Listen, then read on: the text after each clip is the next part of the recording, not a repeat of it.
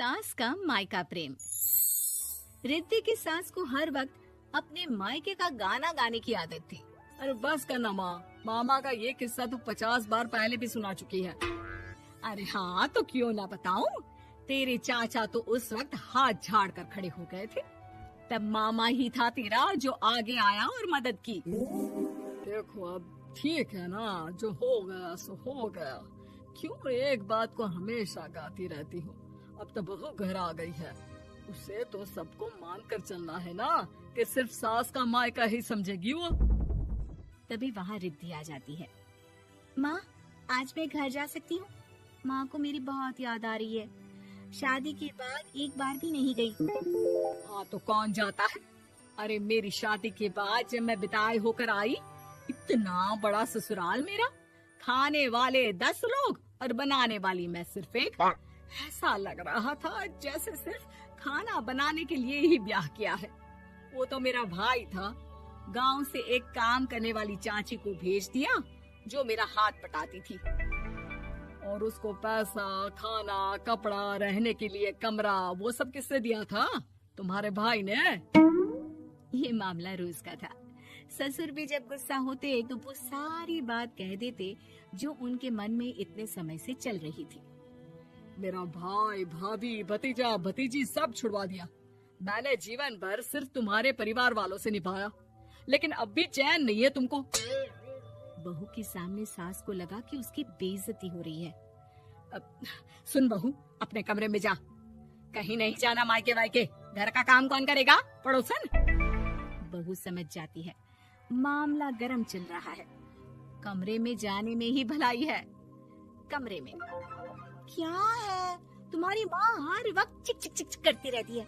कल ताई मिली थी तुम्हारी मुझे, लेकिन मजाल है सासू माँ की उन्होंने एक बुराई की हो, लेकिन सासू माँ हाँ, जब देखो तब ससुराल के लोगों की बुराई करती रहती है। बेचारे पापा जी कितना मिस करते हैं अपने घर वालों को।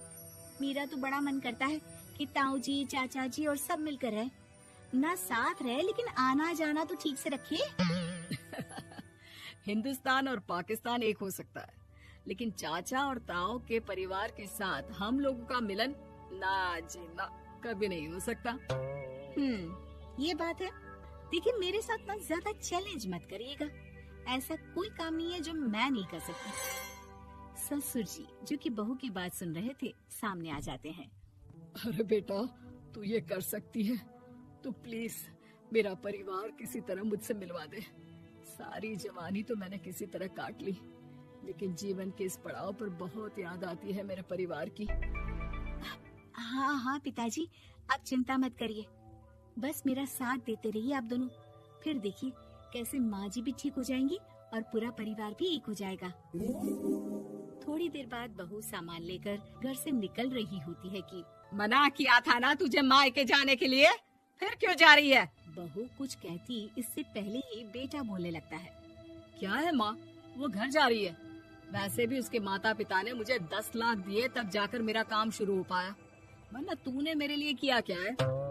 अरे वाह बेटा, बचपन से पढ़ाया लिखाया, तेरे दुख दर्द में जगी, और आज वो लोग तुझे सही लग रहे हैं। और फिर ससुराल में लड़की खुश रहे, ये तो मायके वालों की जीवन भर की जिम्मेदारी रहती है। तो ये तुमको भी तो सोचना था ना। ताऊ जी ने पापा को पढ़ाया लिखाया, जब तुम नहीं आई थी तो पापा के लिए ताई जी ने पापा की माँ की तरह देखभाल की। अब बोलिए। अरे तू कुछ नहीं जानता बेटा, तेरे पापा को सब पता है, तभी वो उन लोगों से वास्ता नहीं रखते। मैं उन लोगों को जानता हूँ, लेकिन मैं तुम्हें नहीं जानता कि तुम्हारे मन के लायक काम नहीं हुआ तो तुम घर की शांति बर्बाद कर दोगी। सास जोर जोर से चिल्लाने लगती है। तभी वहाँ सास का भाई आ जाता है। अरे क्यों आप लोग मेरी बहन को परेशान करते रहते हैं? पहले ये जीजा कम थे, जब बहू भी आ गई। बहन, मैंने तो 30 साल पहले ही बोला था, अपना हिस्सा ले और छोड़ इन लोगों को, चल अपने साथ। बहू समझ जाती है कि मामा ससुर की नजर किस पर है। देखा, तुम लोग मुझे अकेला मत समझना, मेरा भाई खड़ा है आज भी मेरे लिए। बहू मायके जाती है और आते वक्त साथ में एक नौकरानी ले आती है। अरे बहू, कुछ खाने को दे दे। अरे आंटी, क्यों भाभी को परेशान करती रहती हो? उनके भाई ने मुझे जिम्मेदारी दी है। किसी भी चीज की परेशानी नहीं होनी चाहिए भाभी को। जो चाहिए मुझे बोलने का। आय हाय, बहू के मायके वालों का इतना दखल।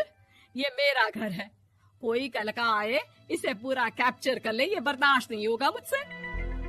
क्या हो गया सासू माँ? क्यों सुबह सुबह चिल्ला रही हैं?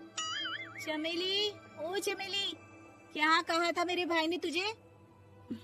अरे दीदी बहुत तेज है आपकी सासू माँ। मैंने तो बोला कुछ चाहिए तो मांग लो मुझसे। अरे निकल यहाँ से, घर को रेलवे स्टेशन बना रखा है, जो देखो वो घुमा जा रहा है यहाँ से वहाँ। ये कहीं नहीं जाएगी। ये जाएगी तो घर का काम कौन करेगा? मैं। हाँ, और क्या करती है बहुएं? घर का काम ही तो करती है, इसमें नया क्या है? तभी वहाँ ससुर जी आ जाते हैं। हाँ, तो यही बात तो तुम्हें भी समझनी चाहिए थी ना। आज बहू के मायके से नौकर आ गया तो तुम्हें बुरा लग रहा है? अरे तो उस वक्त गर्मा गर्म खाना तो सबने खाया ना। ऐसा तो नहीं है कि मेरे मायके का नौकर था तो सिर्फ मेरे लिए बनाता था। अरे निकालो इसे, फिलहाल बाद में बात करती हूँ। सास का गुस्सा जोर से नौकरानी पर फूटता है। तभी वहाँ बेटा सामान के साथ आकर खड़ा हो जाता है। चलो रिद्धि, तुम ठीक बोलती हो। मेरी माँ को तो हम लोगों की कोई फिक्र है ही नहीं, ये तो सारा दिन सिर्फ अपने बारे में सोचती है। और देखिए, मैं अब से कह रही हूँ कि अब से इस घर की तरफ आपको देखना भी नहीं है। नहीं आना आज के बाद इन लोगों से मिलने। हाँ, बस कभी कभी दिन में 2 बार मिलने आ जाओ। नहीं, बिल्कुल नहीं। ससुर झूठा नाटक करते हुए।